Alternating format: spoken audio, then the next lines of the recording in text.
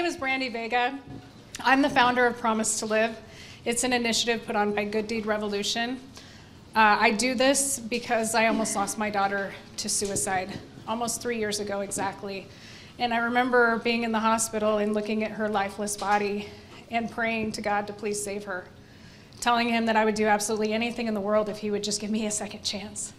And by the way, this was our second chance because she had attempted to end her life 2 years previously. And that time we didn't talk about it because of the stigma and the pain and the shame and the fear and all the things, all the reasons we don't talk about mental health and suicide and addiction and sexual abuse and trauma. So I was praying, God, please save her. For almost 2 days, we didn't know if she was going to live or die. And I finally got the answer that said, Brandy, I'll give you a second chance. There will not be a third. What will you do? This is what I've done in the last 3 years. I took my pain, my skills. Thank you. And by a show of hands, how many people in here have children? So my daughter, who was 12 the first time she tried to end her life, and then 14 the second time, she just turned 17. Thank you. She's an amazing student. She made the honor roll. And we just found out this past week, she's got enough credits to graduate a year early. And so I spent this weekend looking at colleges and dorms, and it was very bittersweet because I'm so thankful to have that. I almost lost that. And I know some of you have lost that. And so as we looked through this, I was thinking, gosh, I'm one of the lucky ones that got a second chance. And that's why I do this every day. I get to see her go to college. She's an incredible artist, amazing. And I'm so thankful for that. I also did an event with the Birds at Breakfast Palooza on Friday, and there were 200 executives there. And we shared our story, and I had so many people come up to me and share that they lost their son, brother, mother-in-law. And I'm here to tell you that suicide is preventable. However, it's a big problem. And it's a big problem we have to talk about and address. And part of it is this. Last year, I was talking to the president of the Fraternal Order of Police. He said, we lost a 7-year-old little boy to suicide. 7. That very same week, my friend's aunt, who was 80, took her life. This is an issue that impacts all of us. Young, old, black, white, rich, poor. Really, I've said it before, it doesn't matter. So thank you guys for being here because this is how we start conversations, stop the stigma, and save lives, right? Thank you. I want to thank those who've been supportive, and I would like to take just a moment to recognize my team, my advisors, and my particular board. If you're on the Promise2Live team, will you please stand? We've got Michael Batt, Crawford Cragen, Sean Aston, Mike Kazarian, Nate Alders, Tom Telford, Richard Godfrey. You can see that there's some outstanding people here. And my goal has been, thank you guys so much for the work you do. And if you have questions, please reach out to any of them.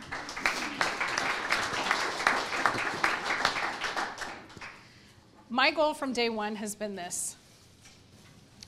When I was looking at my child and not sure if she was going to be around, I didn't care about money. I didn't care about advertising. I didn't care about ego. I didn't know who was getting what grants and funding. All I cared about was that she lived and that we find resources. So my mission here has nothing to do with any of that. My mission here is to create a community of collaboration, to move from awareness, because we all know there's a problem, to action and accountability. And how can we do this as a community? How can we do this as business executives, humans, parents, fathers, church leaders? It falls on all of us. And so before I introduce our panelists and kind of what we're going to be doing today, did everybody get a pocket hug when you walked in? Okay, how many loved this? It's kind of a miracle they're actually here today. I had these custom made and they were not supposed to arrive until this evening. And does anything ever get delivered early? No, I would say not. But I got a message that said, your package is coming a day early. I was like, thank you. I keep my promise and you send the delivery. But what this is it's a token. It's a coin, and what it says on the back is, when times are tough and you don't know what to do, here's a hug from me to you. And it says call or text 988 if you're struggling. And on the front it has Promise to Live. What we have at Promise to Live are resources. And we're going to be expanding our resources with amazing people like this and amazing groups and people like you. So we're building that out, but we do have resources on there now. 988's been out a year and a half, yet only about 18% of people know about it. By a show of hands, you guys are pretty savvy. How many of you did not know about 988? Okay, don't be ashamed. Over 80% of the population don't. 988 is the 911 for mental health. I'm not getting any funding from them, but I don't care about that. I want you guys to know that you have something 24/7, 365 to reach out to if you need help. So we're going to show our speakers. I want to introduce them briefly. Thank you, huge thank you to Clint Betts and the Silicon Slopes team. Fantastic, Dave in the back. Thank you guys so much for doing this. So as I said, I'm the founder of Promise to Live and Vega Media Studios. Our first speaker is going to be Richard Godfrey. He's the founding partner of Abecme. Then we have Cynthia Gamble. She's the Chief Relationship Officer. I'm sure a lot of you know her from Sapria. They're doing amazing work, and they've been advocates with us for a while. We have Tom Telford, and he is Levo. How do I say it? Brainstoke and Levo. Brainstoke and Levo, founder there. And then we have John Dye, who's the executive director at Skylight. And then we have Dr. Dave Morgan, who is the director of mental health and awareness for Silicon Slopes. So I just want to briefly talk to you about what is the power of a promise? How important is a promise, and what's the definition? Well, it says, Oxford says, a declaration or assurance that one will do a particular thing. I promise God I'd do whatever he asked me to do. A promise is more than a goal. It's more than a wish. A promise is everything. If you've ever had somebody break their promise to you, you know what that feels like. A promise, for me, is about integrity, love, respect, trust, and cooperation. The promise to live, it's not a catchy slogan. It's not something we're trying to get you just to pass on. It's something that we want you to take it to heart, because nothing else matters if you're not here. If you can't take it off the table and promise that I'm going to stick around and get the tools, then we have nothing. So we need you guys to make the promise to live. We need you to take that first step and commit to it. So think about that, would you? And then we'll come back on that. I want to turn the time over to my dear friend, Richard Godfrey. Thank you.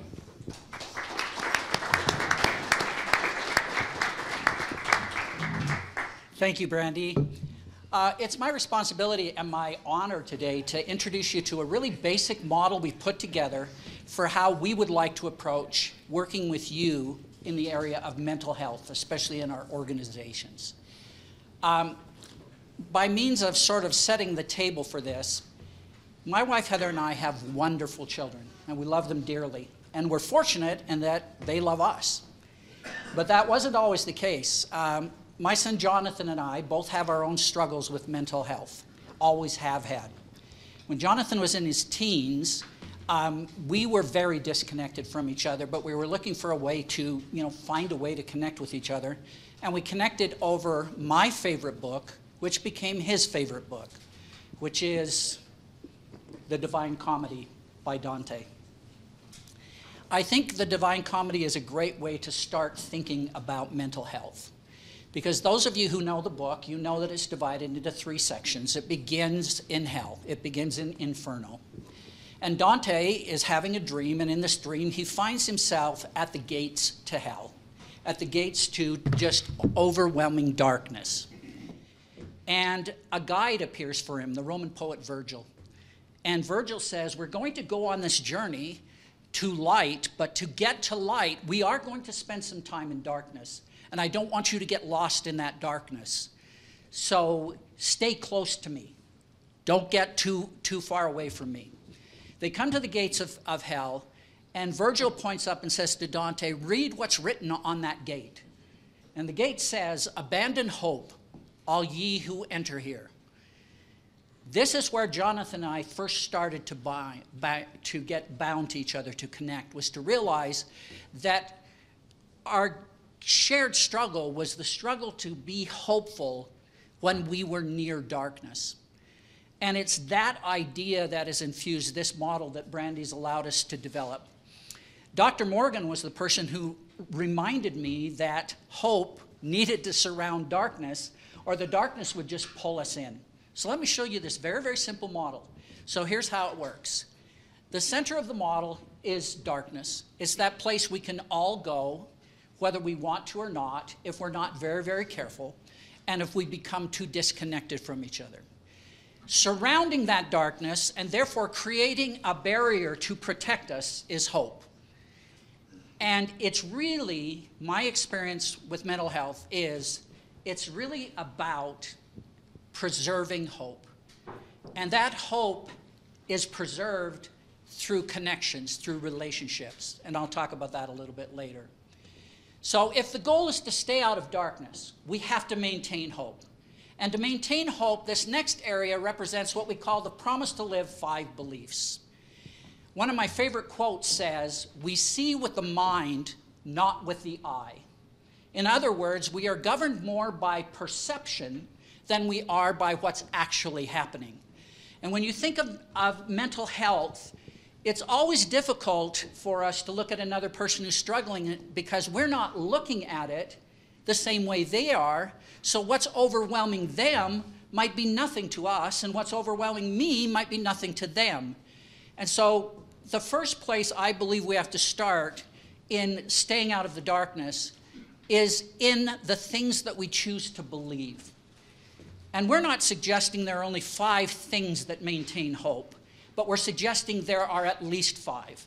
And we gathered these 5 beliefs around this idea of maintaining hope, using a very common construct in psychology and sociology, which is to talk about the 5 aspects of health, right? Physical, mental, social, emotional, and spiritual health.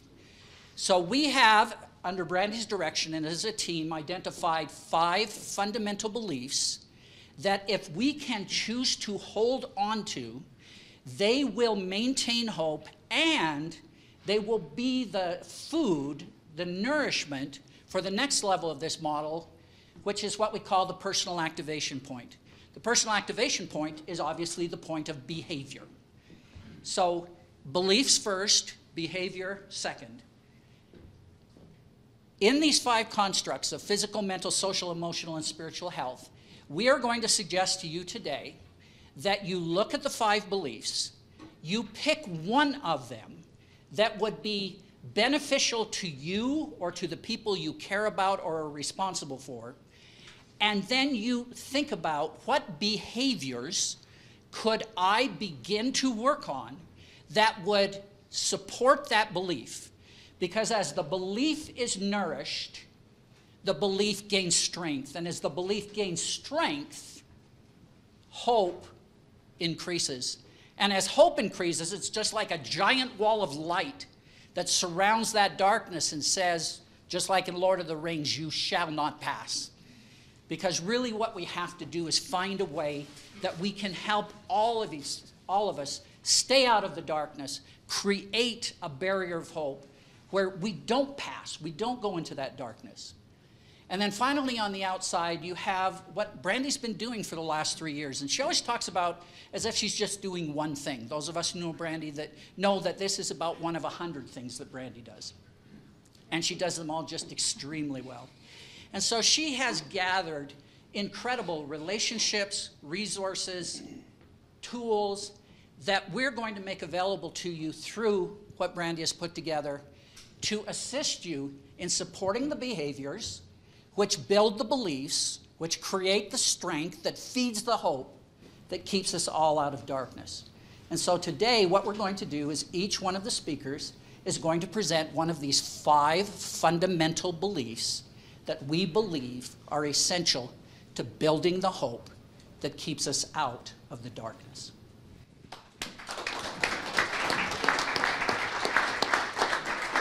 That's pretty exciting, right? Yeah, I'm excited about this, and I really want to thank Richard for being instrumental in helping me put this together, as well as Dr. Dave Morgan, who is the director of mental health here, and he's been a doctor of mental health for 20 plus years. So he really understands this. I'm not claiming to be an expert at anything, but I know how to gather the experts and deliver the content to you in a way that makes sense. So I want to talk to you about why this is important. I kind of broke this down. I'm an Army veteran. I served in the military. I teach self-defense courses. And what I thought might work when we're talking about the mental side is we want you to take suicide off the table as an option. Don't let that be an option. So in a moment of stress, you revert to your lowest form of training. Fight, flight, or freeze. Do you know what you do when you're scared? Have any of you guys ever been scared? Who in here fights? Who runs? And then who freezes like a deer in headlights? What do I do? What do I do? So what we're planning to do today is our brain is designed to respond to the level of training that we have. Chances are some of you have been through things, some of you haven't, but suicide is preventable. And if we train on how to fight out of those dark places ahead of time, then maybe when we get there, we'll have the tools and we'll know what to do. It's just like anything. You're never an expert at something you don't know. And when I teach this, we teach, go back one. I want to talk about the color code of mental awareness. Have any of you heard of that before? Okay, this is my husband in the back. Army, yes. This was actually brought on and trained by Colonel Jeff Cooper, and he taught this in the active war. And he said there's basically 5 colors for mental awareness. And I want to go down those with you and put this into a way for mental health. So the first color is white. White means I'm oblivious, I'm unaware, I don't care, doesn't affect me, la-di-da. There's a lot of people out there who live in white. They just aren't aware. The second color is yellow. Yellow means I'm aware, I'm alert, I'm educated, I have an idea, it's in my mind. I'm not hyper alert, I'm not overreacting, but it's there. Every one of you guys today are in yellow. You are here because you're aware that mental health is important, and you want to either get help, tools, or be a solution. Orange is I'm making a plan. Okay, so whether it's for you, you might not have an issue. Maybe it's for somebody you love, maybe it's your children, maybe it's your spouse, maybe it's your team. Orange is a plan. This is where we learn how to cope. We learn for the signs to look for. We're saying, okay, if I ever get to this point, I would have a safety plan, which might include 988, call my mom, go for a run, do spiritual things. I mean, that's part of what we're talking about. So orange is we're getting educated, we're making a plan, we're preparing. Red is the fire. Red is I'm in the moment, and I have to use what I know. I have to use the plan. Black is very bad. Black is that darkness. It's that hole. You never want to go there. When I teach this the other times, we're talking about you're sitting at the stoplight, you're in your car, and if you're on your phone or you're listening to your music, what condition would you be in? White. That's the color code white. You're oblivious, you're unaware. Now, if you're sitting there and somebody comes flying up behind you and they slam into the back of your car, you would go where? Straight to black. You never saw it coming. You don't know where it was. People say all the time, I don't know. I don't even remember what happened. Like I blacked out. I don't know. I can't recall because your brain is so overwhelmed. It can't process the feelings and the emotions and what you're going through. Black is bad. It's death. It's danger. It's a place we don't ever want to get to. And chances are you won't get there if you are aware all the time, if you have a plan, and if you know how to fight the fire in red. So these will be some of the things we talk about when we talk about, okay, take it off the table. Don't let it be an option. You know, and this doesn't apply, and this isn't probably doctor tested, but we all have our things that we're willing to do, our line in the sand. What will you do for you or someone you love? If we lose our job and we're struggling for money, we don't think robbing a bank is an option, right? I mean, most of us would say that's not an option. But when we're struggling with mental health, why do we have suicide as an option? We have to remove that as an option. Once we remove that and say, okay, it's no longer on the table, I'm going to stay in yellow. I'm going to go to orange. And again, whether it's for you or someone you love, you know how to process it. And when you process it accordingly, my daughter, we sat in the car and I was crying because she's going to be going off to college. And I said, Kai, how are you doing? I'm doing really good, Mom. No, really, how are you doing? I'm so excited for college. I'm so happy. I said, what would you do if you weren't? Well, I'd talk to you. Do you promise you would talk to me? I promise I would talk to you. Having that conversation when we don't care about ourselves enough or love ourselves enough to make a promise matters with other people. Having the color code of mental awareness to know where you are and then how to get through it, getting the tools, getting the education, making the plan so that you can fight the fire. Those are the extinguishers. We want you to have tools so when you get in the heat and you're like, this is hot and this burns, we go, okay, the extinguisher's right over here. The fire blanket's right over here. Help is right over here. That's what we look for. So this is a part on mental. We will dive into this deeper as we move forward. And I want to turn the time now over to Cynthia, who's going to talk about physical. Oh, wait, I had my last quote. It's really good. Wait, bring it up. I forgot. It ain't about how hard you hit. It's about how hard you can get hit and keep moving forward. So my husband said I had to use that one. So I wanted to make sure, I gave him my word, I wanted to keep it, but I think this is the key. We all get knocked down, life is hard. No matter who you are, even as glamorous as it looks, life is hard. Doesn't matter how hard you hit, doesn't matter how many times you get knocked down, it matters that you're here, that you keep getting back up, that you keep nourishing your body and your mind and your soul and figuring out how you can keep getting through it. So thank you for that. Now, Cynthia, I'm so sorry. Got it. Thank you, Brandy. I don't have a cold or COVID for that matter. She just makes me cry all the time. From a mother to a mother. I have 4 sons, none of them attempted suicide, but I know several, including you, Brandy. What you're doing is working. Look at this. It's a beautiful sight. So thank you for being here. On behalf of Brandy and her amazing team, thank you. I tend to be long-winded. I'm Latin, I talk a lot, so I made some notes because she's just giving me 5 minutes, you guys. I can't do much from 5 minutes. 4 or 5 minutes. 4 minutes? Okay, 4 minutes. Okay, I can do this if I can stick to this. But anyway, I should say I'm Cynthia Gamble with Priya. Our space is child sexual abuse. Now, think about that for a second while I use my 5 minutes. Childhood trauma. The repercussions of a child that was sexually abused will linger throughout all of his or her life.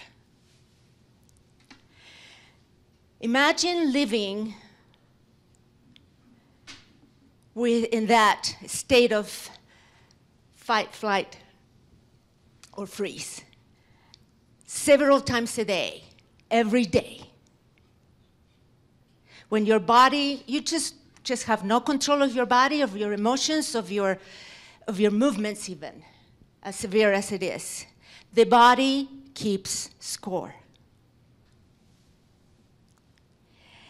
The brain is very interesting. It is on our side, right? Because those emotions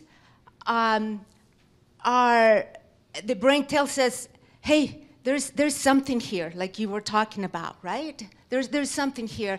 Except that if a survivor of child sexual abuse sees somebody that talks, walks, or speaks like the perpetrator, all those emotions are going to come back as if the abuse is happening right now, although it may have happened 30 years ago. Can you imagine living that type of life every day? It's PTSD. You Army people know that feeling very well. It is devastating, it's debilitating. And we talk a lot about the symptoms of that child sexual abuse, and they are manifested through addiction, sleeping, eating disorders, multiple personalities, and yes, suicide ideation.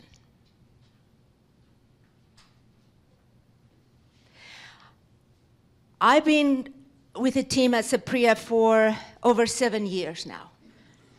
Prior to that, corporate America, for-profit, hire and fire employees and family members or whatever, and I just used to be a lot more judgmental. I have changed my ways. I don't judge anymore. I don't judge, and I hope that you don't either. If an employee is behaving a certain way, or if a family member is making certain choices that are not conducive to what you think it is the right thing to do, stop and think. Stop and think. Why? What is the root cause of that behavior? Child sexual abuse or any child abuse, be neglect, physical abuse, are very determinant of what the lifetime of trying to heal for what happened to this. But there is hope. And that's the beauty of why we're here, Brandy and team and everybody else. There is hope. Sapria exists to liberate individuals and society from child sexual abuse and all of its lasting impacts. We do it by way of holding a retreat, 32 weeks a year, where women come from all over the country, some parts of the world. They spend 4.5 days with us. We teach them different techniques, different ways that they can cope and react to all those triggers that they sometimes receive almost on a daily basis.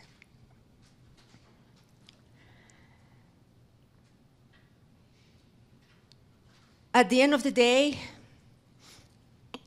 we need to take care of our bodies. We need to take care of our mental illness.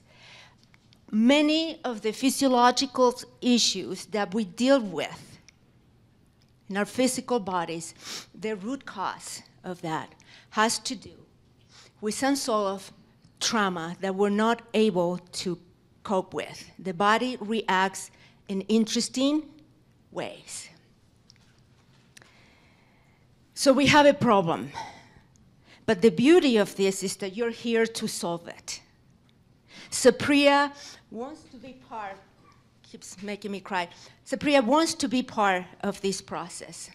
Because although our services are very niche, these are adult women that were sexually abused in their childhood, and for the most part, they never done anything about their healing. 18 or younger, they were sexually abused. So they come to us, and we give them the tools, not only during those 4.5 days, but beyond. And we're trying to be part of the solution of a problem that is getting out of control. The women that come to a retreat feel liberated because our program is heavy on education. Experiential, educational. We create a sense of community. On Monday, when the women come to our retreat, they don't know each other. By Thursday, they are very, very close. Because why? Not because they spend every single minute together for 4.5 days. That's not enough to create those deep bonds. It's because they have that in common. So help us spread the word. You're here, promise me that you will go home and you may not know it, but you do know somebody that was sexually abused. 1 in every 5 of our children, 1 in every 7 of our children have been sexually abused. 1, 2, 3, 4, 5, 1, 2, 3, 4, 5. How many of you don't want to know? The women that come to a retreat have said, imagine this. You have not only changed my life, but you have saved it. Thank you.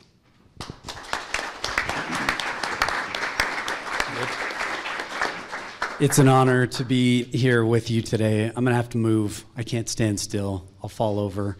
So, right here? Okay. Thank you. Boundaries is what I need. My name is Tom Telford. I am with a team of people here today from Brainstoke. We are a media mental health company. We produce a podcast telling people stories of struggle in Stoke with the intent to do just this, to create awareness and hope among all of us. I'm also an owner and founder of another company called Aspire Medical, which on February 1st will be known as Levo. We're rebranding. There are a couple women who are here today. Amanda, will you just raise your hand? And Megan, these are two women who are actually on the front lines of the mental health space. So Levo employs mental health professionals. They do incredible work. Those of you that are mental health professionals in the audience today, would you just raise your hand, who work with people? Thank you for what you do.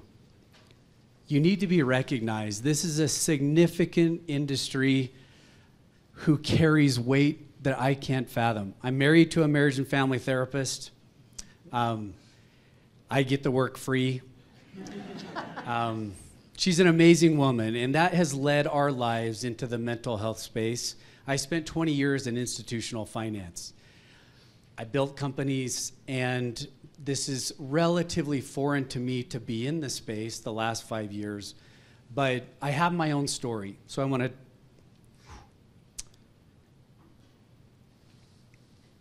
part of the education process is vulnerability, and in my opinion, when kids, our children, your children, when they start to hear us as adults be vulnerable, instead of just telling them what they're not doing right, but when they know that we don't get it right, that we are human.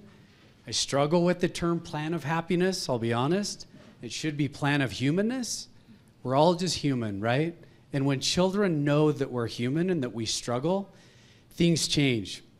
So my story begins as a young elementary student. I was the kid in school who was slow. And the worst day of my week was when I showed up to school knowing that it was tutor day.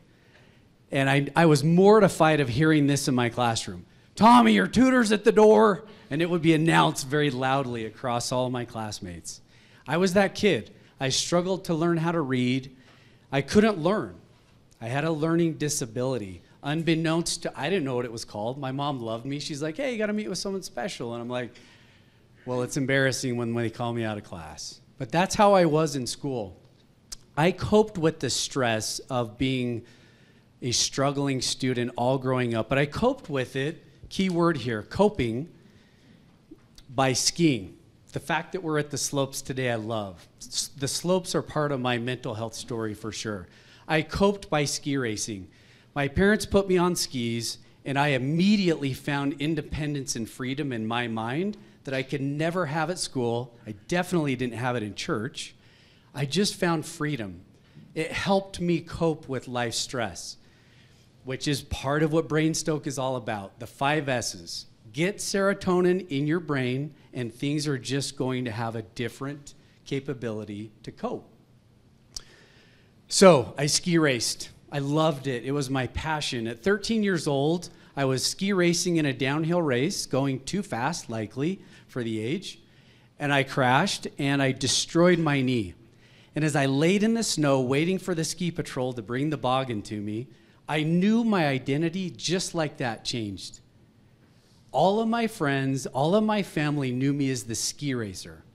I skied 4 days a week. I got out of class constantly for ski races. And in an instant, all of that identity was changed.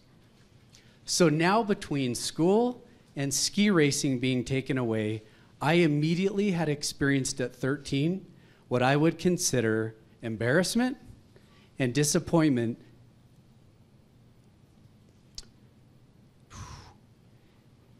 that stuck with me for years and years. I coped with that disappointment of not being able to ski race the same anymore. I was still so competitive. I was so driven that I wanted to be out there doing stuff. I love sports.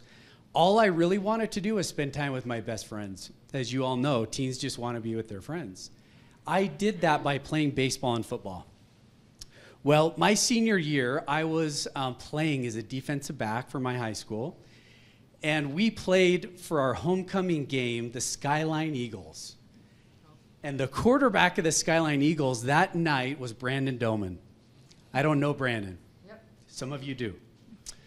Brandon's an amazing athlete. He played quarterback. He went on to play at BYU. He coached at BYU. Well, that night, Brandon threw a pass, 65-yard bomb, over my hands as the defensive back into his receiver's hands, who scored. Right? Disappointment. I leave the field. I go to the sideline. And as I stood there on the sideline, I glanced over at my coach. We made eye contact. I don't remember how long it really was, but in about 5 seconds, he destroyed, I'll be honest, my self-worth. I was so ashamed in front of a huge crowd as a student athlete like I had never experienced. So at 17 years old, right, embarrassment, disappointment, and shame, 3 big ones, for a teen. I didn't even know what to do with those emotions, I'll be honest. That was the first time in my life that my own feelings and emotions scared me. My thoughts scared me. And they were thoughts of harm. I didn't know how I was going to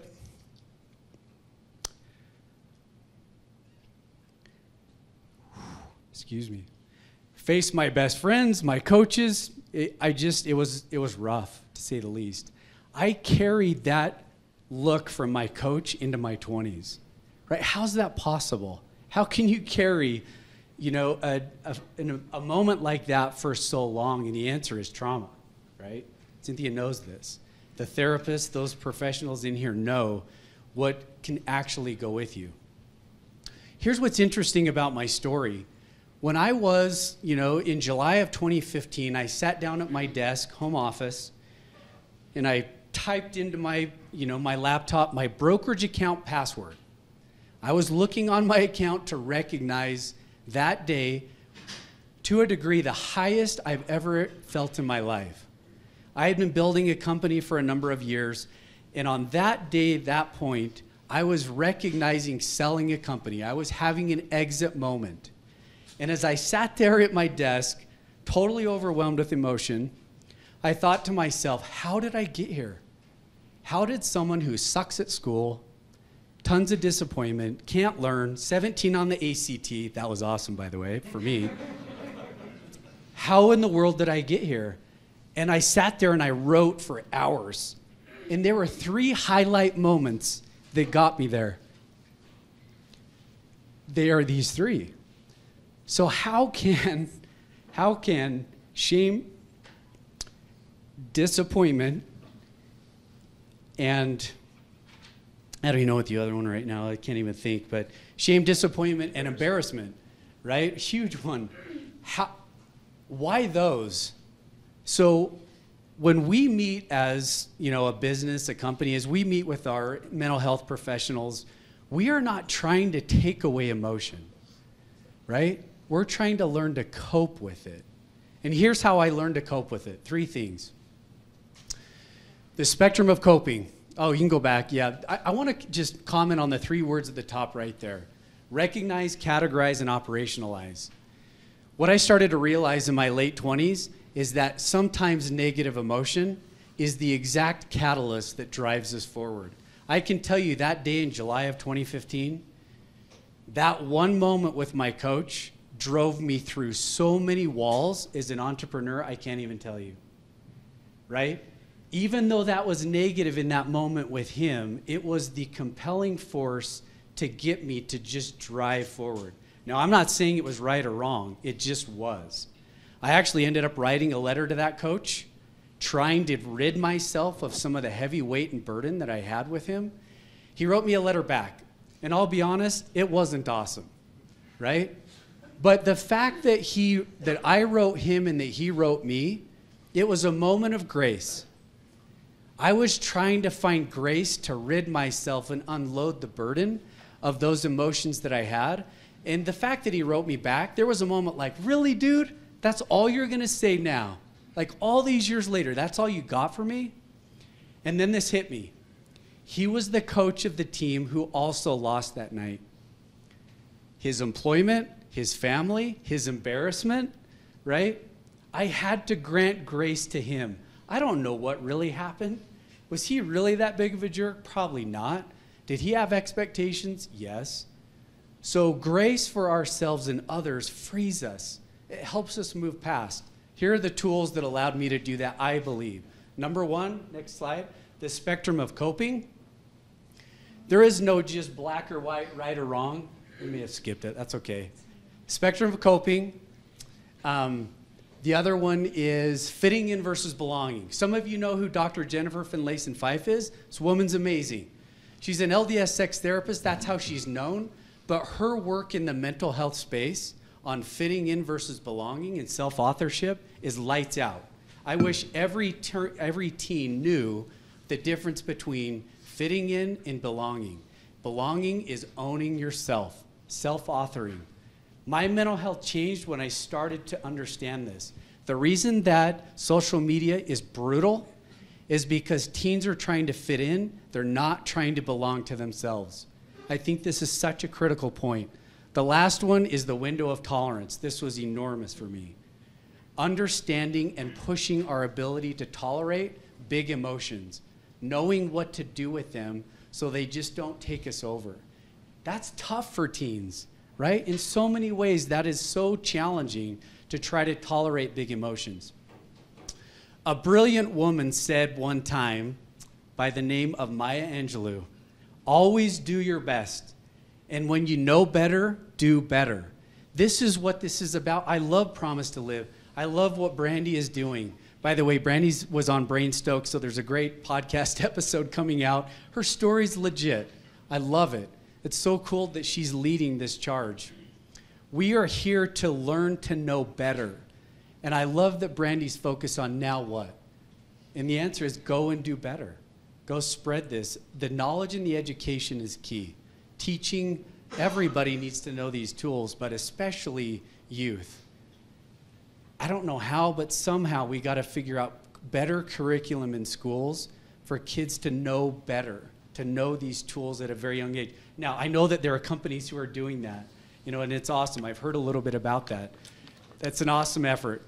Next slide, I'll just comment on this. As companies, we focus on these 5.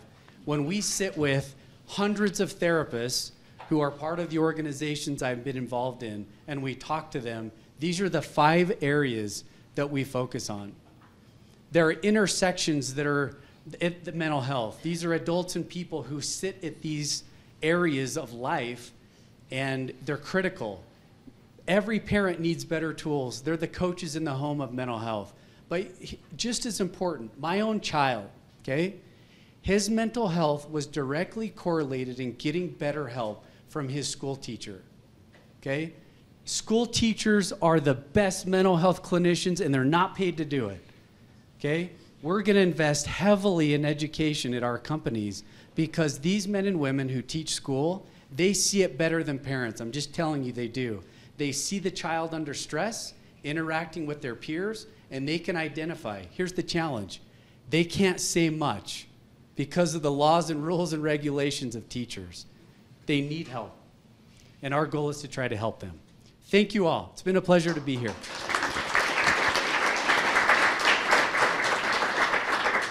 Incredible stuff. Thank you. So inspired by all these people, their efforts, their stories. My name is John Dye. I'm the executive director of Skylight. We have an initiative under a nonprofit called the Radiant Foundation. And specifically, our goal is to help youth of the world deal with many of the things that they face. If we go to the next slide, we know that they're hurting, right? We look at these headlines. Go ahead and just drop through these. Why are millennials and Gen Z the loneliest generations? They're the tired generations, right? We have sleep issues. More than 90% of Generation Z is stressed out. They're dealing with stress. We've been more empowered than ever. Why are Gen Z the least confident generation? Self-esteem issues plague them. And finally, millennials and Gen Z are more anxious than previous generations. And people are trying to figure out why. Why are they so anxious? So we have many things that are plaguing this rising generation, these youth that we interact with on a daily basis. And so Skylight, our goal is to really help them from this perspective. Now, there are many options and opportunities for people to approach these mental health maladies that people are facing. We think, somewhat of a unique approach. We believe that spiritual wellness has to be addressed. Earlier, we addressed this was one of the 5, and sometimes this is overlooked or it's not given the proper weight that we think it deserves. A connection with a higher power, we believe, is key and critical to solving this. And when we say higher power, we're not being prescriptive with that. You know, many in this room would use the word God, others might use Allah, others Shaddai, others terms that I'm probably not even aware of, the universe, the creator, etc. But our mission is to help the youth of the world to live happier lives through creating a connection. And so what I want to give you today and what I want to talk to you about, number 1, is adding a tool to your toolkit. It's free of charge, so hopefully that perked up some ears. We are part of a nonprofit foundation. We have people who are very generous, and they believe in the mission, why we're all here today. And so we want to talk a little bit more about that today. So Skylight, when we talk about Skylight, how do we impact hundreds of millions of youth worldwide? Well, we've just started 2.5 years ago, so we're over 6 million people that we've impacted, hopefully in a positive way. But we believe that same device that each of us has in our pocket is key and critical to making a difference with the youth of the world. It seems counterintuitive a little bit, doesn't it? The very device that creates a lot of the competition and the FOMO that the youth of the world feel is also an antidote to those very same things that they're feeling, if it's used correctly. We know that, right? Things can be used correctly and incorrectly all the time. So we have created an app, a native iOS app, an Android app, and also a web app. You can go to skylight.org and see the web app or search for Skylight Spiritual Wellness in the App Store, and you'll be able to pick that up. But again, over 6 million users and counting. It's key, I think, to realize this too. When you get to the app, you will see that as we create emotional resilience in people, you can do big things or you can do small daily things that actually add to that resilience. So as we're talking about some of these big mental experiences, mental breaks or unfortunate incidences, when we talk about suicide and suicidal ideation, the key is to help people regulate those emotions, not get rid of those emotions, but regulate those emotions and be able to understand how to best channel that and deal with those emotions. So specifically when we look at this, we have worked with the former Chief Science Officer at Calm. Many of you are familiar with Calm, the app, to figure out what are the key things that we need to focus on. We started with over 40 subjects dealing with Gen Zennials, right? Gen Z and younger millennials. So dealing with them, we started with 40 topics, and these are the 5 that we saw that had the most impact for good on the youth. So number 1 is sleep, 2 is anxiety, 3 is stress, 4 is loneliness, and 5 is self-esteem. Many of those things we saw in those headlines on that first slide. So as we deal with these, the question is, how do we best help the youth of the world? Well, we create, through Skylight, exercises. We call them exercises, 3 to 5 minutes. The majority of them are in length, but bite-sized things that people can do, a morning routine, a night routine during the day that will help them actually be able to assimilate some of these emotions they're feeling and connect with a higher power. And what we've seen in the past 2.5 years, again, working with this Chief Science Officer at Calm and doing research, we have found out that it is working. We have those that utilize the Skylight app experience lower anxiety, reduced stress, and better sleep. Again, the key is to utilize these. It doesn't take a lot of time every day, but it does take use. Actually, it doesn't even need to be daily. It needs to be on a regular basis, but when you have an opportunity to do that, you will see a much lower score in each of these, which is good. You'll notice one guy here. Actually, we have Henry Amar. He's one of our contributors. So raise your hand, Henry. His picture's up here. Good old Henry. All right. All right, next slide. But who better to talk about what happens when you utilize Skylight than a few participants. I've got 2 quotes I want to just share really quick. This is, again, we anonymized the names. A female participant, 835, said this: I pay for Calm, I pay for Finch, I pay for therapy, I pay for mental health medication. That's like a lot. There are so many other bills I already pay. If I had found this app sooner than any of the rest of that, I probably wouldn't have needed the other apps. Now, I'm not here to say you don't need any other apps. I am here to say we are free. We want to get the word out. We do need money, but more than anything, since we are a nonprofit, we need impact. We need influence. We need people to share the good word. So again, skylight.org. Our second testimonial here. I like how it doesn't focus on a specific deity type thing, how it can be applied to any way, shape, or religion that you are. It can even apply to anywhere, because mine is kind of fluid. Sometimes it tends to kind of change depending on my circumstances or what I believe. So one of the key things that was brought up earlier, one of our biggest coaches, is civic or religious groups, right? And as people are trying to find their own way through faith, that is fluid. And so it's important, really, I think, to be able to not be prescriptive in how you approach these things, but more descriptive and be there for the people in their time of need. So that's key.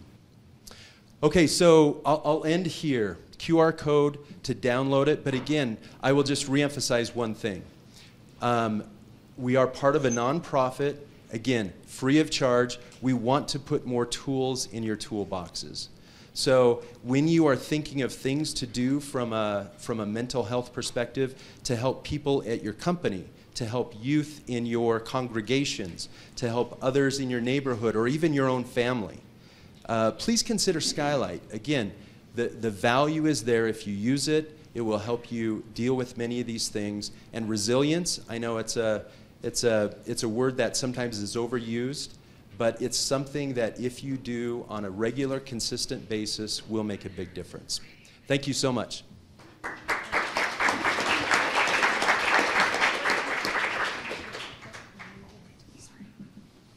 Yeah, I'm back. I'm going to talk about how quality connections support mental health. The greatest blessing in my life is my wife, Heather. We've been married for 44 years. She has known me since we started dating under the radar at the age of 13. So you know which culture I'm part of. We married 3 days after I returned from my LDS mission. We have broken all the rules all the time and have had a wonderful life together. So in 2020, when I came to her and I said, I'm going to quit my job, I'm going to just get rid of everything, she knew that this was just another of my crazy phases. And so she said, well, now what are you planning to do? And I said, I cannot take the level of contention in the world. It's everywhere. It's in our families, it's in our neighborhoods, it's in our nation, it's in the world. I have to do something about it. And because she knows me well, she immediately said, well, what would qualify you to tell anyone about how to manage contention? And so I went to bed. And I thought about it for a few days, and then I got my answer. I said, Heather, you and I are actually experts in the ability of connection to not only reduce contention, but to improve individual and collective mental health. And she said, how are we experts? Neither of us has a doctorate. This is not where we've spent our lives. I said, we have traveled to every continent on this planet and to scores, I have to count again, but nearly 100, if not 100 countries. She said, yeah, and we have seen people everywhere, of every type, connecting in even the most difficult and challenging circumstances. We just need to tell their stories. And so that's what we did. We sat down and I said, let's take 28 stories from 7 continents and address the power of connection to cure contention and improve mental health. Next slide, please.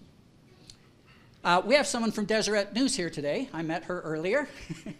And we were talking. I said, well, my second slide is going to be from Deseret News because it was just on the 14th that I read this particular article about the wait lists that exist in our state with all the good that we do for people to get access mental health support.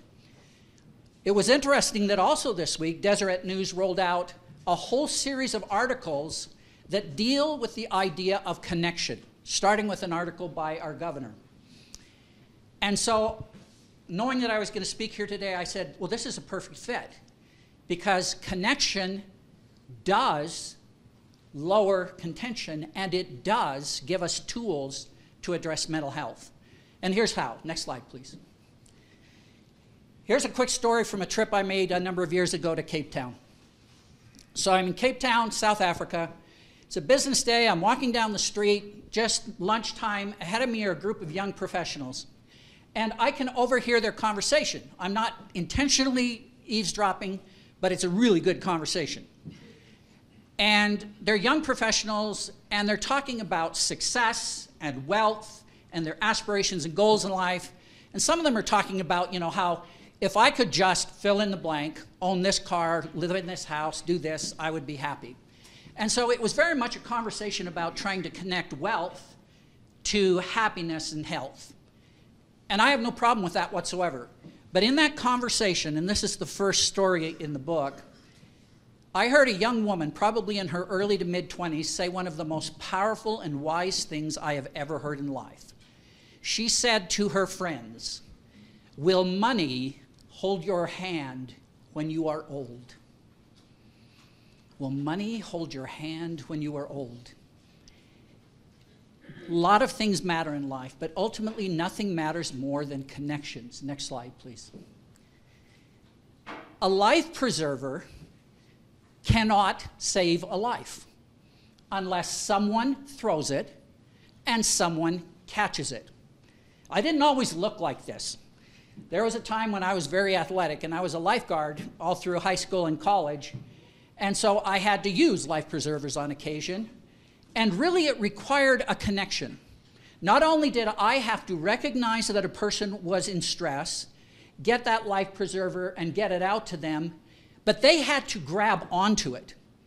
You see, all the tools in the world, all the ideas in the world, all the medicine in the world, all the science in the world doesn't matter until there's a connection, until there's someone who takes that tool and reaches out and someone reaches back to take a hold of it. It ultimately, in my mind, rests in this idea of connection. Next slide, please. We identified in this approach to connection and contention a very simple idea called the width space. And the width space is simply this. You and I are very, very different. But fundamentally, we're all human beings. And there is something we can connect over, even if it's just that we're human beings. Sometimes we have a very large connection with people, a lot of what we call width space overlap. Sometimes we struggle to find any, but I believe this. There is always a width space, always a tiny but powerful opportunity to connect. And when we make that commitment to connect, then we have to make the commitment to sustain the connection. And for that, we have what we call the behaviors. If you want to connect with another human being, try these 4 things. First of all, be curious. This is the behavior we call talk with, not talk at. I grew up, I'm clearly not a Zennial. I grew up in an environment where people used to tell me, listen, if you need an opinion, I'll give you one. I'm not opposed to talk at, but I think we overuse it. Talk with is the connection tool driven by sincere curiosity. I really want to know about you. I really want to understand why you believe what you believe, why you don't see the world the way I see it. Be available is the tool we call work with. In our organizations, to get efficiency, we do a lot of work on, which means either remotely or directly I give you work, and I say, please work on this, and then I move on to something else. And yet we know things like mentoring and coaching and supporting are essential to our mental health, which means we're going to have to do a little bit less, in my opinion, of work on and a little bit more of work with, which means a little less efficiency, a little more time with me, a little more helping me, a little more mentoring me, a little more trying to understand me. Be imaginative. This is the skill we call build with rather than build for. Many of us here have built organizations, very successful organizations, based on our vision. Build with says, join my vision and help me make it better.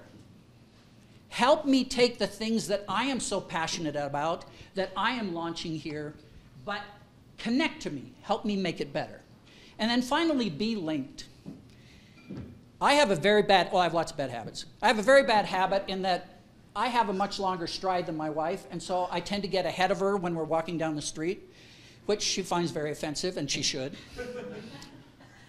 So then I try to slow down, and then she thinks I'm making fun of her, and so this becomes contentious.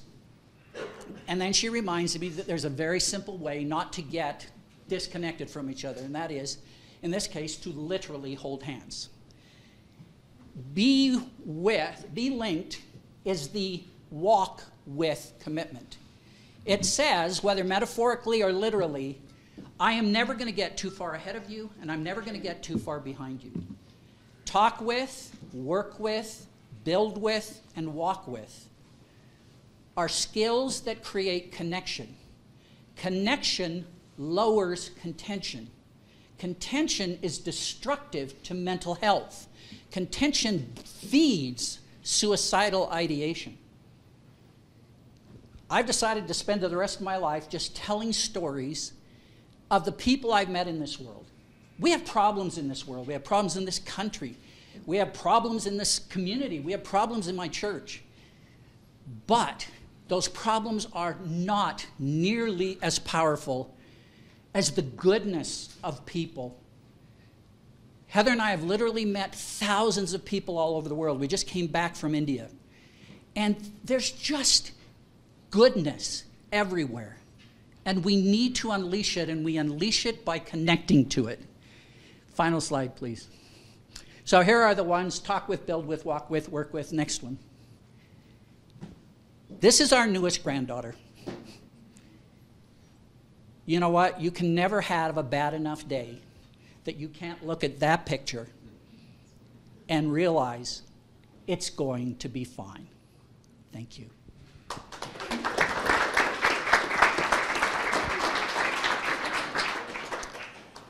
So once upon a time, there were 4 people who were walking in an African savanna, and all of a sudden sensed the presence of something that they never understood before. And so as they walked to get closer to it, each of them, and these were blind people, each of them found a different place. And one of them felt the tail and said, this must be a snake. This beast that we're in front of must be very much like a snake. And then another person felt the giant leg of the beast and said, well, this beast is a lot like a tree. And then another one felt the side, felt the height of it, and said, well, this beast is more like a wall. Another one felt the trunk and said, well, this beast is more like a snake. And they were all right, but at the same time, they were all incorrect, because they only saw part of what was there instead of seeing everything together. Brandy's asked me to kind of pull everything together that we've talked about today, and I thought that was a great metaphor for that, because oftentimes we do just see things in part. I'm Dr. David Morgan. I'm a licensed psychologist. I have a PhD in counseling psychology from BYU, and I've been a psychologist since 2002, and I'm the director of mental health awareness for Silicon Slopes. And so our mission is to increase awareness in the business sector regarding mental health, because people aren't leaving their mental health issues at home when they clock in at 8 o'clock and then pick them back up as they leave business at the end of the day. Is something that we need to talk about, we need to figure out. So this is a mobile. I used to have one of those hanging in my crib, not that one, although I'm old enough to that it's probably made out of metal back then. And what I love about these is that they're separate, but they're all connected as well. And so if you can cycle through those slides, those are the things that we've talked about today. We talked about mental, physical, social, emotional, and spiritual. And the good news about this is that when you make a change to one of those things, it necessarily affects the whole system. People come and they say, well, there's not much I can do. There's not much I can do to help someone regarding their mental health. But anything you do to help them with their mental health is going to change something. And that system is going to look different. The good news is it's not necessarily, our brains aren't like that. If you change your brain, it will actually change into a different shape. It'll be a different mobile later if you change it enough. But you give it one tug and it'll shake for a while. It'll go back to the state that it needs to be. One of the things that I think is important to understand with mental health, and the thing that it's kind of a pet peeve, is when we oversimplify complex constructs. And mental health, what we know more and more is that it's very complex. There are no simple answers to mental health. And that's okay, because we have all these things. And so if you have someone that's struggling with suicidal behavior and you're trying to help them, and maybe spiritual isn't their thing, but they love to run, physical is their thing, well, they can start there. And that's going to have an effect on the system. And maybe they're not a runner, but they love to connect with someone emotionally. So that's where they start, and they go to therapy. And that helps them. Anything that can be done is a good place to start with that. Go to the next slide, please. So at Silicon Slopes, one of the goals is to empower individuals and groups to learn, connect, and serve. And that's the point of these town halls. We're going to continue to have them. We're going to be starting a podcast fairly soon that I'll be hosting, where we'll talk with business leaders and other people about mental health in the workspace, just to continue this conversation. The first mental health town hall that was held by Clint Betts back in August, one of the participants said, he said, this is great. He says, but we need to continue the conversation.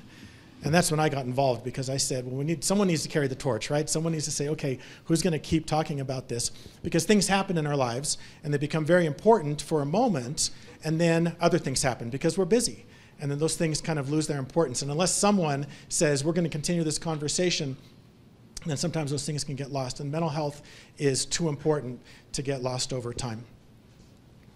If you go to the next slide, please.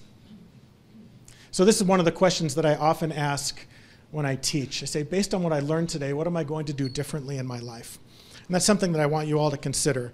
We should have had this question up there at the beginning so you could have been paying attention and thought about that.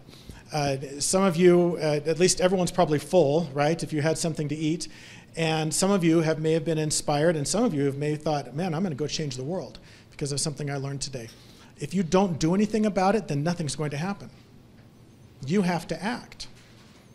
And my encouragement to you is that whatever you do to act, make it small. If you feel like you want to change the world, please don't try that tomorrow, because it's not going to work. You're going to fail. You can't. You can't make that much change in that little time, but you can do one thing consistently over time that's going to make a difference in your life, and it's going to make a difference in the lives of people that you love. And that thing is different for everyone. That's what I love about that mobile example. Wherever you tug on there, it's going to change. But you have to be the people to make the change. The fact that you're here, that you came, is evidence that you're interested in this. And so that's my invitation to you. Just choose one thing, preferably small, and say, I'm going to start doing this differently. I'm going to reach out to people differently, or I'm going, whatever it is. And the cumulative effect of that is going to be amazing. I love the example. We just moved to Utah a year ago. We lived here, obviously, when I was doing my education, but we lived in Washington State for 25 years. And in front of our house, there was a huge tree that it was an apocalypse every fall when the leaves fell off it. And our kids would just rake leaves for days and days and days. One time they blew down into I'm digressing, they blew down to the neighbor's yard, and she was very mad. And so she comes driving by with my wife with our 6 young children out there raking, and she rolls down her window, she says, sometimes your leaves blow down into my yard. And some of the older ones staged a protest, and they went down into her cul-de-sac and had signs that said, leave us alone, and those sorts of things. We have clever children. They're older now. They're still clever. But one of the pieces of sidewalk had raised up about 4 inches, and it created a gap in front of theirs, and it was from the roots from that tree. When that root started, it was tiny. It was a thread. You know, like when you go to pull a weed, right? You get the weeds soon, because if you wait till they're 6 months old, you need a backhoe to pull it out of the ground. You could just pluck that out, but that root over time grew to be so powerful that it lifted that concrete out of the ground. Slowly, slowly over the course of decades. And that's the kind of change I'm talking about. Just those little things that you can do have that kind of power ultimately, but you have to be consistent in it. That's what I really appreciate about that. So that's my invitation. Like I said, we're going to continue to do these things, these town halls. The next few are going to focus on Brandy's initiative. After that, we're going to get into some more mental health things, depression, anxiety, all the things that we need to talk about to really help you. And we hope you can come back to there. Thank you so much for coming today.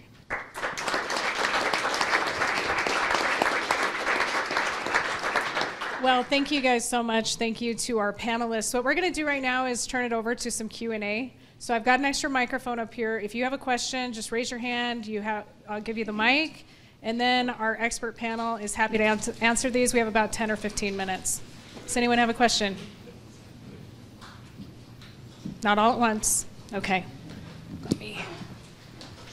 Let me leave you one here. Okay. Thank you. I'm Mario from Praxis. I'm a chaplain, and what we do is support people from the spiritual part. But my question is, I know from the Anglo part, it's very heavy, the mental health issues. So you're doing great, fantastic, but turn around to the Hispanic community. We need you from our point of view. If you say or think like your lack of resources, we're worse. So but we're working on it, like you say, little by little, step by step. Please turn on to the Hispanic community. Thank you for that. Yes. At Sapria, we do hold Spanish retreats for Spanish-speaking women, both in person, and we have a new initiative to do an online course as well. And So, we yeah. also have Promise2Live, Promise to Live in Spanish for our Latino community. But I would encourage all of you, we're open to collaboration. That's the name of the game here. If you've got resources that you want to share with us, please come and I probably butchered the way I said that, but please come and team up with us and let us know, because we need help and we know it takes a community. Next question.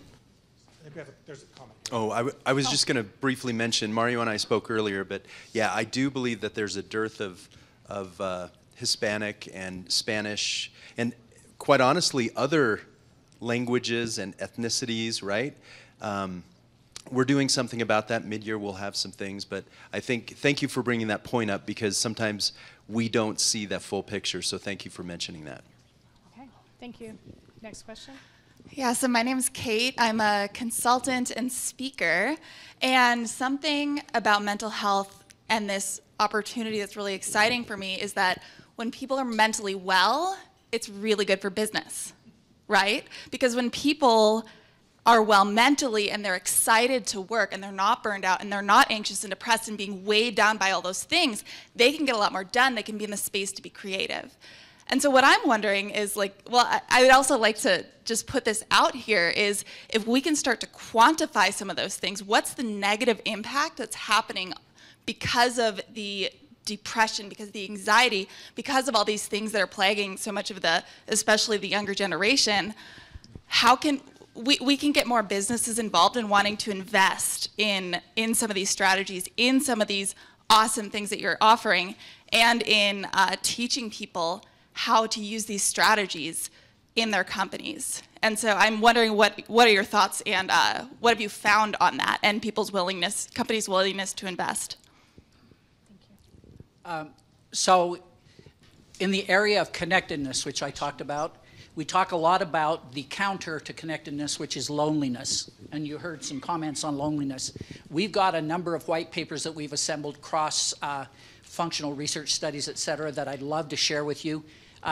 You can show, obviously you cannot show causality, but you can show clear straight line correlation between loneliness and its adverse effect on primary KPIs like productivity, engagement, turnover, et cetera. So if that's what you're looking for, please reach out and I'll be glad to share that. Maybe a comment on the way down. This is huge. If you read any business publication right now, it'll talk about 2 or 3 buzzwords. One of them is burnout, right? It's enormous right now. And so, yeah, it's significant. You know, productivity it does go down. People leave. You know, I mean, it's enormous. So, you know, Levo, you know, we have a line of mental health professionals who just do what we call organizational therapy. In my opinion, this is just me, private business is likely going to solve this challenge quicker, faster, stronger than most nonprofit. Not that they can't, but until the resources come behind the nonprofits, until private business really gets on board with Promise2Live, just my opinion, it's still going to be grassroots instead of major swelling of resource. So organizational therapy, therapists, professionals going to organizations and on a group scale doing and teaching coping and the tolerance, spectrum, all of those things are key issues. So there's a lot of big vision, people out there who are trying to drive mental health education and knowledge at the business level. It's a huge focus. I think that was one of the reasons that Clint Betts was, when I asked him about getting on with Silicon Slopes, he said, fantastic, because we need to be talking about this. And I think businesses probably have a dual investment. On the one hand, it's important for them to be interested in productivity and improving the bottom line. But on the other hand, showing an interest in their employees and saying, you know what, our business, Business X, is a place that is sensitive to mental health issues. This is a place where you can come work and where you can feel understood. And if you have struggles, we are trained to know how to deal with that. We like that. So I hope that is the future of business, is better understanding that and then using some of the tools that are out there available. If you read the latest CDC report, latest meeting in 2022, so it's getting old now, but there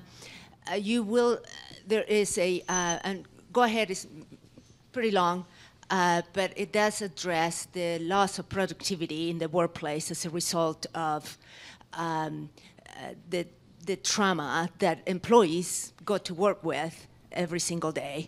Loss of productivity, loss of days of work, illnesses, and the cost associated with that is quite fascinating. And yes, I do agree. The business community that is represented in here should become extremely aware of this problem and provide the services and not just fire people because they just came to work traumatized, trying to cope with their issues. Okay, I think we have time for 2 more questions. We had one in the back earlier. Is there one over? Okay, so we'll spread it, and then I don't want to go over our time block. So.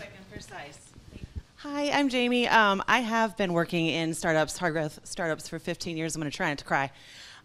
With founders who have committed suicide, both in Vegas Tech and Seattle. My question today, though, as it's very personal, I've been up here since March of last year when my youngest brother took a tumble on his mountain bike and broke his C4. He was working for Bill.com as an engineer, and we have adjusted to a transition that has not only impacted his mental health, but obviously his physical, and that recovery journey is very long.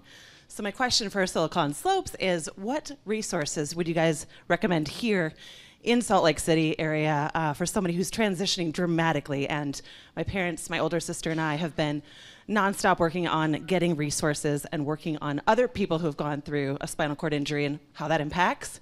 But also right now we're hitting a really big plateau with his mental health. And what resources would you recommend for someone like that who's 26 and life changed? For all of us.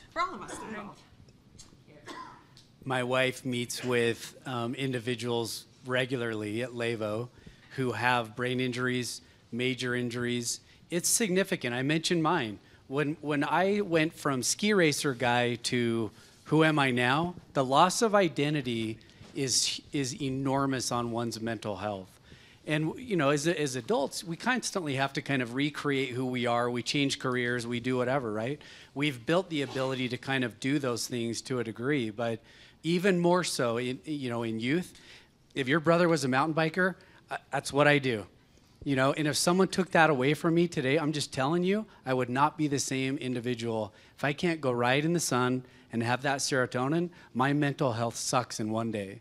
So it is hard, you know, but there are resources. There are therapists, there are other professionals who specialize in those kinds of things, who have a background of working with, especially with athletes. Because that's really what it is, right? An identity and loss. It's a mourning, literally. It's a mourning loss of who I was and what I love. And that's challenging. Can I give you 2 minutes of free therapy for your brother? Okay. It just takes time. You talk about a plateau, and those things are going to happen. We kind of think, okay, well, he's going to start getting better, and it's going to be this continual upward trajectory, and there's never going to be any ebbs or flows, and then all of a sudden we hit a plateau, and we think, well, I must be doing something wrong, because I'm not getting better. Where's more resources? Where's, you know, what am I not accessing that's helping me get better? It just takes time. And so I think if he can make that, just that cognitive shift and just say, you know what, I am going to get better. I am going to feel differently someday. Right now, this is not one of those days. One of these days is on that plateau, and I'm going to go even or maybe even a little bit lower. But as long as he maintains that hope, then he will go upward again. So just, you know, like the stock market, it goes like this over 50 years, but it goes like this, right? So just tell him to hang in there. And I think to add to what they said, those are great resources. There's a lot of resources. 211 is a resource. I know that's not amazing, just to say, oh, call 211 and see what you can find. But I didn't know when I almost lost my child about NAMI, about AFSP. So NAMI, NAMI.org, AFSP.org, JED, Trevor, Live On. All of these you can find on my website. That was the problem, and that's part of the reason I have set this up, is because somebody's telling me to go here, to go here, to go here, to go here, and when you're in crisis and pain, you need resources at your fingertips that are tried and true. So we put all those on our resources tab, and that's what we want to continue to build is, if you need help with spirituality or connecting to a higher power, we want you to know about Skylight. It's a fantastic tool that does no good if you don't know it exists. So our goal is to put everything there and to find these resources and kind of put them in one place so that we do have access. So you can find those currently on our resources, and we will be building those out as we go. Yes? Okay. Hi, I'm Chris Nelson.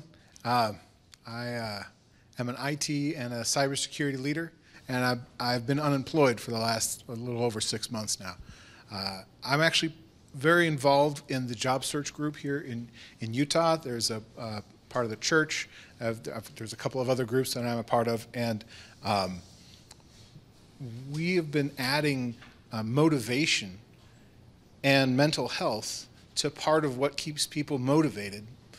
Searching for a job is a marathon. It's not a sprint, and we have that kind of conversation a lot. What really spoke to me about what Richard was talking about of hope is what really puts to motivation. Without that hope, it's really hard to stay motivated. That's something that we've been working on a lot. With other high performers that are also out of work, we've put together a couple of programs to really build accountability groups and help one another stay motivated. On top of that, I have a 17-year-old Zoomer who's one of his friends committed suicide a year ago, and there's been a lot of discussion around hope and what motivates you. So I really appreciate what this group is doing. My question is about the job seekers, because that's big to me. I'd love to connect to any of you if you know any potential positions in IT and cybersecurity, by the way. But what can Silicon Slopes do for the job seekers out there? It's a tough market, and I'm sure you all see it. Go ahead. Good question. And I'm not, I guess I'm the only person formally representing Silicon Slopes. I don't know the answer to that question. But connect with me. Can I help you find the answer? Okay. Let's talk afterwards, and let me get your contact information and see what we can do. And I have just one quick thought on that. I'm no expert, but here's what I do know. You guys are here because of connection. You guys are here because you saw something that one of us posted or did, or you know us. We're here because we're a community of connectors. Nate Randall spoke last time at Gab. Did you see what he did for that lady, posting her and her job search? We have the ability every day to help. All you have to want is you just have to have the want to do that. So how can we help you? I don't know, we're a community. We lift each other, we build each other, that's what we do. Final question. Okay, so this is just really quick. As I've been here, I know Brandy a little bit. I do work for a nonprofit called Stand for Kind, and we have an app that we've developed that, as I'm listening to everyone, I'm just thinking, so it's bringing all the resources together for businesses to have access to all of the resources that these guys are talking about just at their fingertips. So it has to do with all the mental health resources. It has to do with leadership and all the trainings, and we even have a place to post your job openings. We have a place so college students can go in there and check it out, and then anyone else can as well. And so we're trying to give that. As I'm listening to you guys, I'm just like, oh my gosh, this is so perfect. I'd love to present about this at some point here. Well, we had Pam here last time. Yeah, and she didn't talk about the app but it is truly something. As I present to businesses, I cannot get around to people fast enough. So it is something that we do have access to, and we are trying to provide, because we understand how important it is in the workforce to have all of the mental health tools and resources that we do for our schools. We currently do that for our schools and help our kids. Some amazing things about teachers and their power there. It's so amazing. So anyway, that's it. Sorry, I didn't want to take too much time. Yeah, number 4, Stand for Kind. I actually have some cards. If you guys want to hear some more, you can come chat with me. But anyway, didn't want to take too much time. Thanks, Brandy. No, thank you for that. And thank you to our panelists. Appreciate that. Give them another round of applause.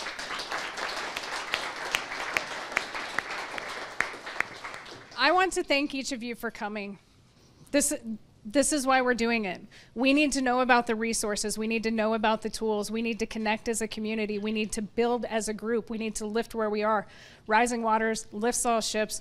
We need to lift each other now more than ever in any time. And it's not a one-size-fits-all, but we do plan on addressing it: physical, mental, emotional, spiritual, social. And the way that we're going to be moving forward with some of these, and we'll be discussing with Dr. Morgan and with Silicon Slopes and our team, but what we have planned is each month, the 3rd Thursday, mark your calendar of the month, we will do these from noon to 2 like we're doing, and we'll focus on mental next time. And we'll dive in with a few experts to really address that. And then the following month, we'll do physical. And each month we'll take one of these and we'll dive down a little bit, and we'll talk about depression and anxiety and women's groups and parenting. We can dial these down to provide resources for you. And while we're doing that, if you guys have resources, please reach out to me. This is my contact information. My goal is not to reinvent any wheels. I'm the train conductor and we're the engine, and I want to get you on track, and I want to put your resources on track, and I want to get the people on board, and we want to chug on down the track and share it with everybody. That's our goal. No ego, impact. How do we unite as a community, as parents, as professionals, to save lives? This is urgent. You are needed. You are loved. Cynthia said last time, before we ended, she said, well, what's the call to action? What am I supposed to do now? So I have a call to action for each of you. First and foremost, if you have not, will you promise to live? Will you promise to be here? Can you each look at me right now, look me in the eyes, and just say, I promise to live? Do it with me. I promise to live. I promise to live. That's a big part. Take it off the table. Now, your orders, marching orders, I was not a drill sergeant, but I played one on TV. Ask your loved ones. Go home today. Ask the people closest to you. Are you suicidal? Are you okay? Honest questions, get honest answers. You will not plant the idea. You will open the conversation for real love and support and genuine connection. Ask them that, and then look them in the eye and say, will you promise me that you're going to live? Will you promise me that if you're struggling, you'll reach out to someone, whether it be me, a friend, a family member, 988, a trusted resource like Live On, NAMI, doctors, whatever it is, just make the promise. We need you. Take it off the table. Your wife, your kids, your children, you're needed. It's never better without you. So make the promise and look at the people you love and the people you work with and get them to promise you, because when we don't love ourselves enough, we might love you enough. And when you make a promise ahead of time, you're at least 60% more likely to keep it. And gosh darn it, we need you. Thank you for coming.